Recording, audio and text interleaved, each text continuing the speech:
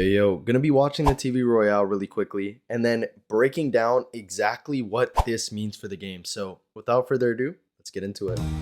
In a world where goblins have never been heroes, where love is in the air, and shadow travelers roam the arena, this Valentine's season, That is Mega Minion and Goblins, guys. 2 cards usable in Lava. Okay, that was a lot. Yep. In this TV Royale, we're looking at 2 new heroes. Different styles, different strengths. Which one matches your deck? Hero Goblins are not about staying alive. They're about where they end up. When the last Goblin's down, it drops a banner. And that's when the ability kicks in. Yes, you can summon another wave at that exact spot. So if they're destroyed too early, You don't get much value. can you use the ability more than once? No. Can the banner be destroyed? No. So the banner lasts forever? No. It only lasts for a few seconds. Oh, This the one Mega feels Minion. ominous. Hero Mega Minion targets the enemy with the lowest max HP. Anywhere in the arena? Anywhere. It teleports and strikes when you activate it. Is the target visible? Yes. What happens afterwards if it goes to a tower? After teleporting, it deals less tower damage for a few seconds. Also, why does Marco look so different today? Which hero receives your rose? This is crazy. Guys, I can't wait to break this down afterwards. But this time as a competitive ladder. There are no towers. Score by getting a troop into the end zone. First to 3 crowns wins, or whoever's ahead when the time runs out. You'll need 15 wins to reach the leaderboard. All cards are capped at level 11. You play with a 4-card deck. And the mode kicks off early February. On top of that, we have our own halftime show. With a special invited artist. Global tournaments are coming back in March. We'll share more details in the next TV Royale. In the meantime, let us know which game modes you'd like to see. About time. Alright, now that the video's done, guys, let's talk about what we just saw in this TV Royale. I'm going to break it down into 3 sections. I'm going to talk about the Hero Mega Minion, which I think is the most important one, the Hero Goblins, and then lastly, I'm going to talk about meta decks, lava decks. I'm going to throw them up on screen and talk about how it's going to help Lavahound. So first, let's talk about the Mega Minion. The Mega Minion is getting a massive buff. Guys, you don't understand. Not only will it make you snipe out their troops, so you need less spells / your spells are going to get more value, right? Because let's say that you're playing against Graveyard and they go Knight to defend whatever Mega Minion, let's say, and Baby Dragon or something. And then they go Ice Wiz and Baby Dragon themselves to defend your Lavahound. Well, now you can dive straight onto the Ice Wiz, kill it, and later either smack the tower or start fighting Baby Dragon, and all for 1 elixir. So this is already insane, guys. Second off, it can snipe across the map. That means you can play it offensively, and if a loon gets played on the other side, let's say they try to pressure you while you're on offense, right? You have your Lava Loon, Skelly Drags, Mega Minion, like you have all that down. You can go back and defend their loon with the same Mega Minion you just used on offense. Because it teleports to the weakest unit. So if the loon is the weakest or the hog rider, you can teleport right back. Only spend 1 elixir to defend after spending 3 to play offense. And you still have the Mega Minion alive. So guys, it's like crazy ridiculous. The third and most out there, but like craziest use, I think, what if they cycled, let's say for the sake of argument, you're using Lava Loon, they're using Hog EQ, and they cycle Firecracker in the back. Unlike a miner where you miner to it and they can react, you ability to it, it insta kills the Firecracker, because this ability goes for the target. It doesn't go to the area. So it insta kills the Firecracker, and it's way faster than a miner, harder for them to react to. And now you have a Mega Minion, which for one can't be targeted by ground, so it can't be stopped by like a Skarmy, things of that nature. So it's already way more broken than a miner in that sense. And it just one-shotted something without getting distracted. So it's way better than the miner in that sense. It does triple the damage. So it's way better in that sense. And it costs 1 more elixir to do all that. 1 elixir. So I think I've ranted enough, guys. That's why it's going to be broken. Now let's talk about the Goblins. Like, the Goblins are crazy. So what do the Goblins do? The Goblins on some, medieval Rome type of timing. They never die. I think that's the kind of theme they went for. So they come back to life, right? And I think they're like a very 2D card. There's not much crazy interactions you can do with it, but I think it's more of like a musketeer hero in the sense where it's just scary, right? So it's going to be useful on defense.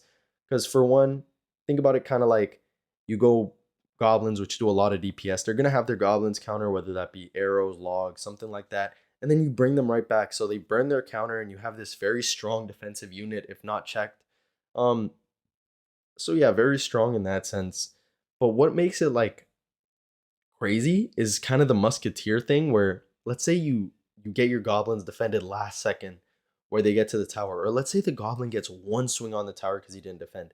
Well, now the guy has to be constantly worried about you respawning them. So he either has to divert his attention and hover a counter to the goblins for in case you respawn them, and that could be crazy in the heat of battle.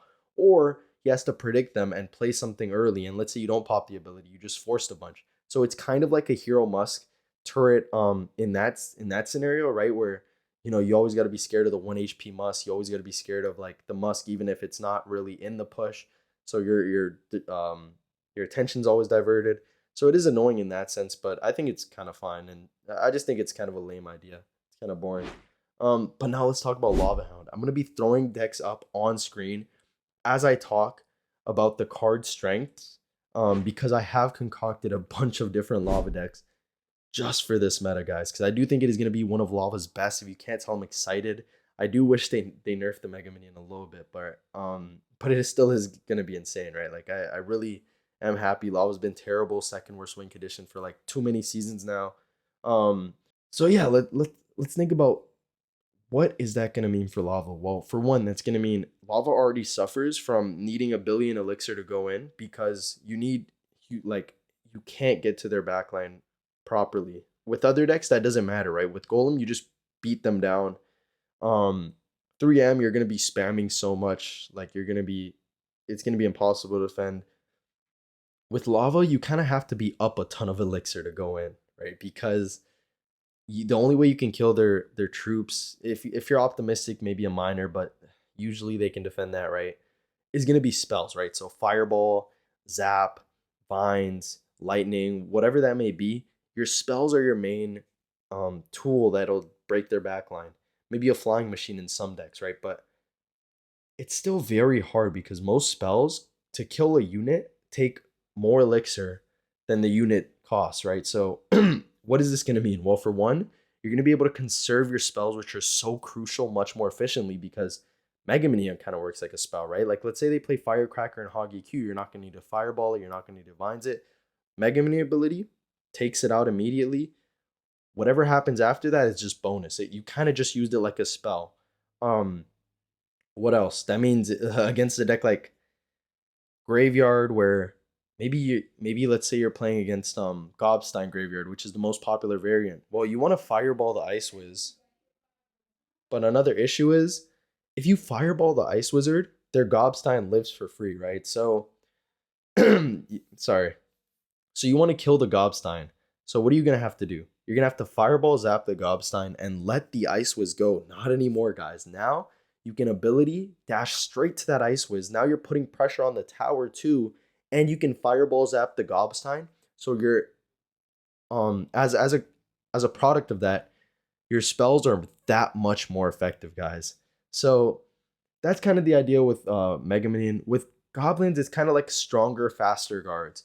So guards are useful in Lava because you have minimal defense. So when you do defend, you don't want it to be slapped away immediately, right? So guards are spell resistant. They're really good against those types of things. Single target troops are really good.